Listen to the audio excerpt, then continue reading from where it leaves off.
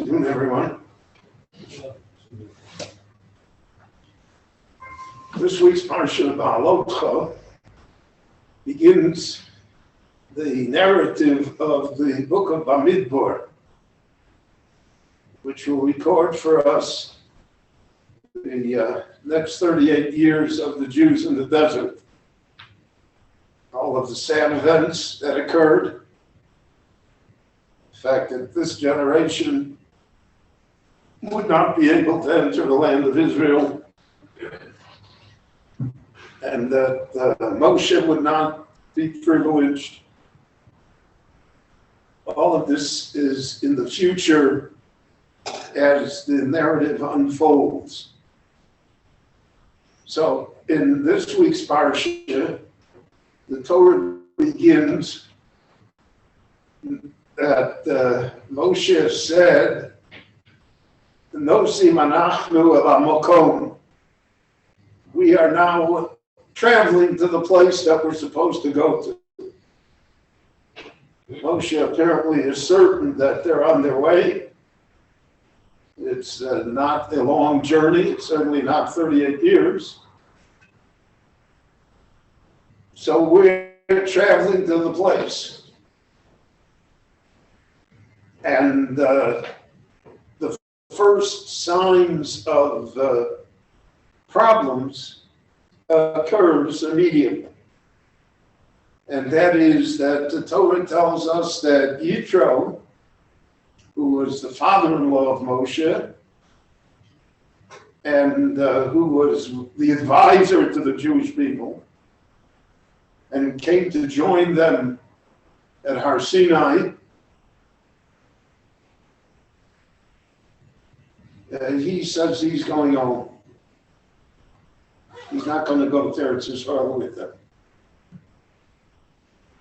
You can see from the text of the Torah itself that Moshe is not only disappointed, but he is surprised. Why? Now, when we have reached the pinnacle, so to speak, we're standing at the doorstep. So why are you going home? And Moshe begs him. He says, "Al no ta'azov osanu." Please don't desert us.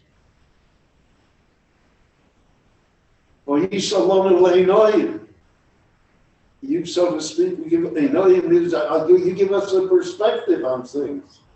You're an outside person.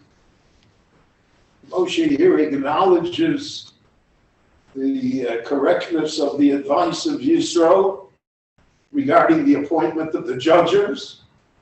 Moshe originally was the only judge, and therefore there was a long line always waiting to see him. And Yisro told him, "Novel Timo, you're going to be destroyed, and Gam Hamazet, and you'll destroy the people this way. You have to set up a system, even though every system is imperfect. But yeah, otherwise it just won't go. So Vayisalon Leinoim is in the past. You were our eyes. You gave us clarity. You gave us good advice. Vayisalon Leinoim is also future. You will be for us our eyes to be able to advise us, because we're going into an unknown land, into a situation that we had never been before. So we need all the help that we can get. And Yisro, by being with the Jewish people, so to speak, it gave the Jewish people stature in the world, because Yisro is one of the recognized leaders in the non-Jewish world. The Medrash says that there were three, Yisro and Bilam and Eov. So you give us stature. You give us support. So, Al no tazov osonu, please don't leave us. Not only that, there's a personal relationship here too. He's his father-in-law. He's the grandfather of his sons. How does he leave? And Yisro answers, "Lo, no, I'm going home. I'm going back to my land, to my homeland. This is just a visit. I'm not here."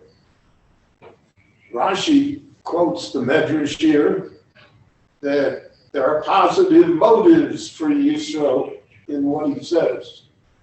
He wants to go back and he wants to convert and be a positive influence on the society in Midian, that they should also become monotheists. Rashi says, "Halach l'gayar gerim." He went to create converts amongst the nations of the world. And the Mefarshim point out a truism, that there's a pious excuse for every wrongdoing that a person does. In the big picture, he's doing something wrong. Otherwise, the Torah wouldn't concentrate on it so much. And otherwise, Moshe wouldn't be so adamant. And Moshe should say, "Oh, great, you're going back to, you're going to establish, a synagogue in the Vatican. Wonderful." Moshe doesn't say that. Moshe says, "Al no tazov osonu." Don't desert us. Don't leave. So there's a cover always of piety for all wrongdoings. It's one of the rules in history, one of the rules of life. Terrible things are committed in the name of God. It's been that way almost from time immemorial. So Yisro is going to leave. Because of that, we understand that the Rashi also quotes another Medrash here, that in between between the Parshas, we're going to have two psukim that seemingly don't belong anywhere. And they are put into brackets, so to speak, the backward nun. And that's Vayiben Soharon and Menucha Yoma. So Rashi says, Lahafsik be Poronios Leporonios. It came to be a dividing line, a hefsek between one bad thing and another bad thing. So the Mefarshim will ask, well, what was the bad thing that preceded it? What happens afterwards, we know. It's with the water, it's with the food, with the mud, whatever. We know what the other Poronios is later. What's the first Poronios? Why do you need it to be mafsi? To interrupt between. So on that, the Mefarshim explained that's the story of Yisro. That's why the story was brought here. Yisro's leaving is desertion of the Jewish people. For whatever motives, no matter how pious they may have been, turns out to be, in the general picture, of Poronios, because it implants within the Jewish people the idea that maybe Eretz Yisrael isn't such a good idea. If it was such a good idea, why didn't Yisro go with us? There must be something that Moshe is not telling us. And that idea is implanted in the people, so when the Meraglim will come later next week, the people are willing to accept a negative report about Eretz Yisrael, because they are predisposed to the fact that something must be wrong. What's wrong? Is Yisro didn't go. Yisro went home instead. So that's a Poronios. That's a very negative thing for the Jewish people. And unfortunately, it's a Poronios that repeats itself over and over in Jewish history. There always are naysayers to any good project. There always are people that say, no, too risky, too dangerous, too expensive, too this, too that. And it's always covered in piety, with good intentions. They're realists. But in the overall picture, they have discouraged the Jewish people. They lowered their morale, and they made it much more difficult to succeed.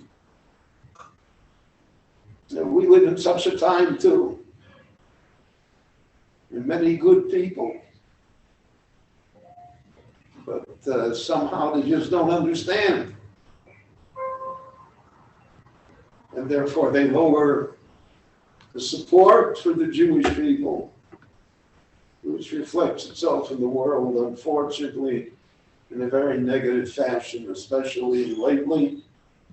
We have to really pray that the Lord should protect us, because it's a very negative and precarious situation for Klal Yisrael, and especially for Jews who are living in the exile, where you can no longer be a Jew without forfeit. You can no longer be a Jew without it costing. And that's a terrible test. The Lord should have mercy upon us. But Yisrael remains as an example of that type of problem, and therefore we should try and learn from it as well.